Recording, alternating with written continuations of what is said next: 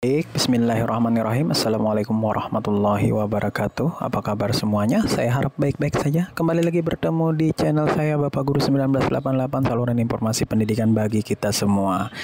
Kali ini kita akan membahas tentang soal latihan ASN dengan subtema analogi. Baik, soal-soal latihan CASN analogi kali ini merupakan FR dari kawan-kawan kita yang sudah melaksanakan kegiatan CASN tahun 2023 kemarin. Dan ini lumayan menyulitkan teman-teman katanya, karena kalau biasanya analogi itu hanya berbentuk kata ya, kata per kata, kali ini pada tahun 2023 kemarin analogi ini muncul berupa kalimat. Dan kita juga harus jeli dalam melihat bagaimana perbandingan-perbandingan yang diberikan soal dengan pilihan-pilihan jawaban yang disediakan oleh pembuat soal. Baik, tanpa menunggu berlama-lama, mari kita mulai latihan soalnya. Soal nomor 1, kita mengetahui bahwa mobil memiliki kursi penumpang dan bagasi. Hubungan ini sama dengan A. Sebuah kota memiliki taman dan jalan raya. B. Sebuah negara memiliki presiden dan parlemen. C. Komputer memiliki prosesor dan memori. D. Pesawat terbang memiliki sayap dan mesin. Dan E. Universitas memiliki mahasiswa dan dosen. Silahkan rekan-rekan Bapak Ibu di pause dulu, kemudian coba di analisis jawaban mana yang tepat. Kalau sudah, kita lanjut ya. Jawaban yang tepat di sini adalah yang C ya, komputer memiliki prosesor dan memori. Nah, kenapa demikian? Tenang, di sini ada penjelasannya. Pembahasan ya.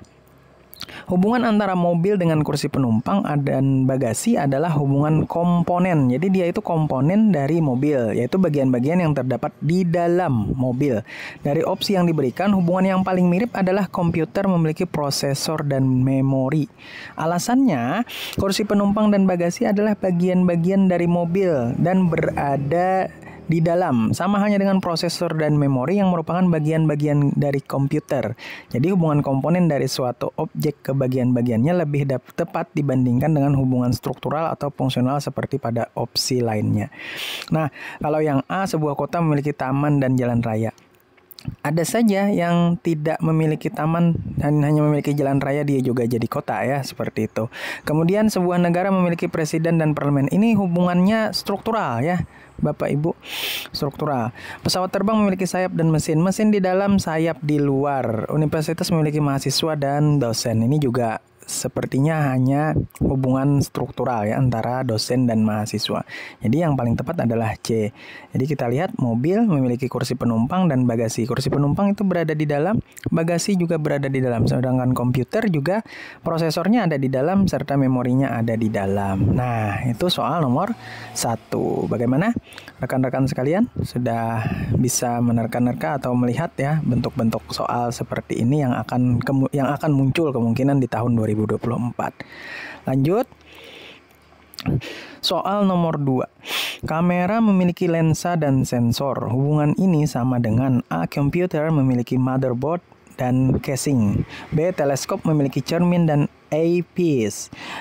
C. Printer memiliki tinta dan kertas. D. Mobil memiliki roda dan mesin. E. Jam tangan memiliki tali dan baterai. Silahkan di pause dulu rekan-rekan atau Bapak Ibu sekalian untuk menganalisis mana jawaban yang tepat. Nah, kalau sudah, kita lihat jawaban yang tepat di sini adalah yang B ya. Teleskop memiliki cermin dan eyepiece. Apa itu? Pembahasannya, hubungan antara lensa dan sensor dalam kamera adalah hubungan bagian-bagian yang penting dan saling melengkapi dalam suatu perangkat untuk menjalankan fungsinya.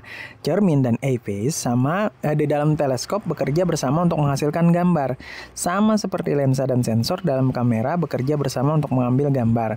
Hubungan ini menunjukkan komponen-komponen utama yang saling melengkapi dalam menjalankan fungsinya. Kalau komputer memiliki motherboard dan casing, tanpa casing kayaknya bisa aja jalan ya, meskipun ya tidak menempel. Kemudian printer memiliki tinta dan kertas. Ya, tanpa kertas biasanya masih bisa jalan ya. Kalau printer masih bisa di on kan. Kemudian mobil memiliki roda dan mesin. Ya, tanpa roda mesin pun masih bisa dibunyikan ya untuk mobil. Kemudian jam tangan, apalagi ini, tanpa tali jam tangan tetap bisa jalan kalaupun hanya memakai baterai ya. Jadi seperti itu pembahasannya. Lanjut. Soal nomor 3. Pada laptop terdapat keyboard dan layar. Hubungan objek pada kalimat di atas sama dengan hubungan objek pada kalimat. A. Pada buku terdapat kata-kata dan gambar.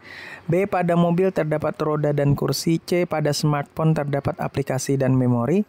D. Pada televisi terdapat remote dan antena. Atau E. Pada rumah terdapat atap dan dinding. Silakan di pause Bapak Ibu. Kalau sudah, coba dijawab, ditelaah. Ini jawaban yang tepat di sini adalah yang E. Pada rumah terdapat atap dan dinding. Kenapa demikian? Mari kita telaah bersama-sama. Hubungan antara keyboard dan layar pada laptop adalah hubungan bagian-bagian utama yang berbeda tetapi berada dalam satu kesatuan perangkat yang tidak dapat dipisahkan untuk berfungsi. Keyboard dan layar pada laptop adalah bagian-bagian utama yang berbeda tetapi berada dalam satu kesatuan perangkat yang tidak dapat dipisahkan untuk berfungsi. Atap dan dinding pada rumah adalah bagian-bagian utama dari struktur fisik yang bekerja bersama dalam satu kesatuan. Oleh karena itu, hubungan ini menunjukkan bagian-bagian yang berbeda tapi saling melengkapi dalam satu kesatuan objek. Jadi itu pembahasan dari saya ya, karena memilih jawaban yang E tadi.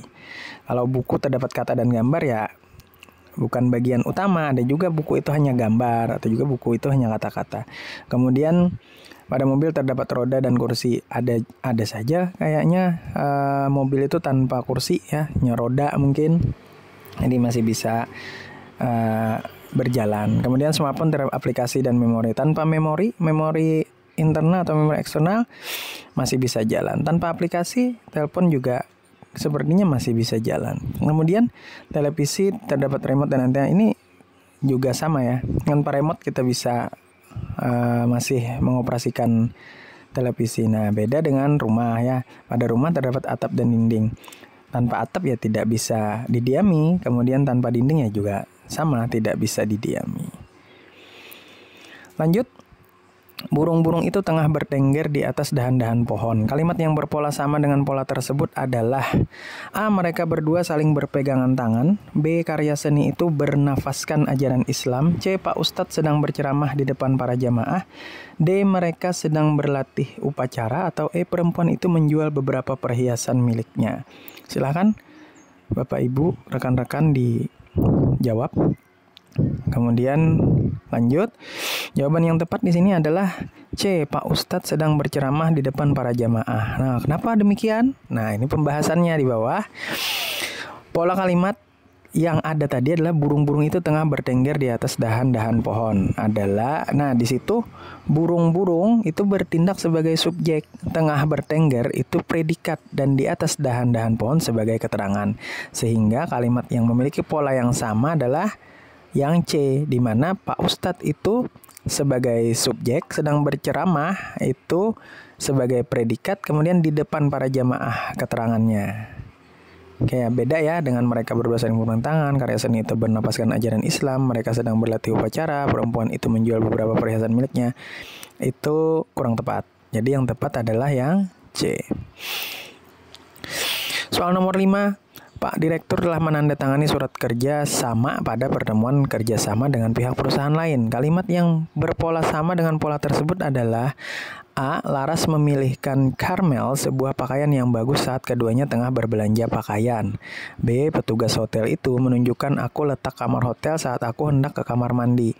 C. Kucing itu sedang tidur di teras beranda rumah. D. Aku menjumpai mereka di pegelaran seni itu. D. Dia mengalungkan leher istrinya sebuah kalung berlian pada hari ulang tahun istrinya yang ke-30.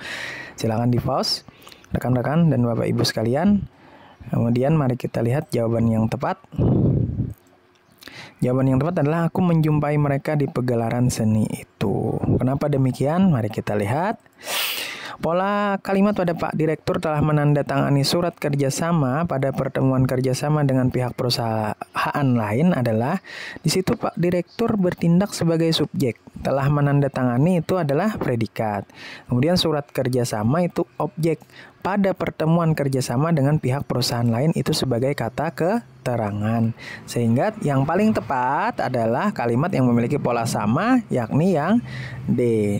Subjek ya, nah sama subjek. Kemudian menjumpai predikat. Kemudian objeknya yang mana? Mereka. Di mana? Di pegelaran seni sebagai keterangan. Nah, baik, bagaimana Bapak Ibu? Ini sudah hampir 10 menit. Saya rasa cukup untuk belajar kita pada hari ini. Terima kasih sudah menonton dan mensubscribe. Tekan tombol like, komen, kemudian share jika dirasa bermanfaat. Kalaupun Bapak Ibu mempunyai pola pikir atau jawaban yang berbeda dengan yang punya saya, bisa ditulis di kolom komentar serta sertakan alasannya kenapa. Jadi ini kita sama-sama sambil belajar. Semoga sukses untuk CHSN tahun 2024. Semangat Bapak Ibu, semangat berjuang. Saya doakan semoga lulus di tahun 2024. Terima kasih, salah hilap mohon maaf. Wabillahi taufiq wal hidayah. Assalamualaikum warahmatullahi wabarakatuh.